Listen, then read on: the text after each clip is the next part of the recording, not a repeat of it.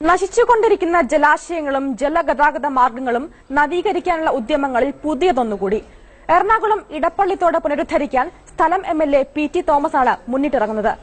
തോട്ടിലൂടെ വള്ളത്തിൽ യാത്ര ചെയ്ത സ്ഥിതിഗതികൾ മനസ്സിലാക്കിയായിരുന്നു തുടക്കം.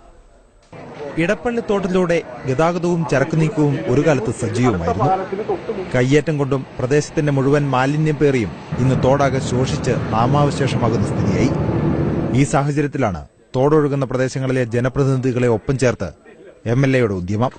കൊച്ചി കോർപ്പറേഷനിലെയും തൃക്കാക്കര നഗരസഭയിലെയും ജനപ്രതിനിധികൾക്കൊപ്പം തോട്ടിലൂടെ നടത്തിയ യാത്ര ബോധവൽക്കരണം കൂടി ലക്ഷ്യമിട്ടായിരുന്നു. സുഗമമായ യാത്രാ സൗകര്യമുണ്ടായിരുന്ന എടപ്പള്ളി തോട് ഇന്ന് കയ്യേറ്റങ്ങളുടെയും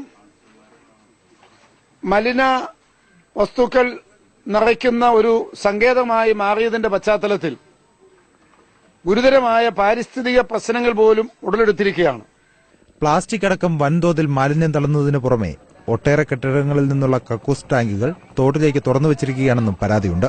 അതുകൊണ്ട് തന്നെ കുളിക്കാനോ മറ്റ് വീട്ടാവശ്യങ്ങൾക്കോ തോട്ടിൽ നിന്ന് വെള്ളമെടുക്കാൻ ആർക്കും കഴിയില്ല.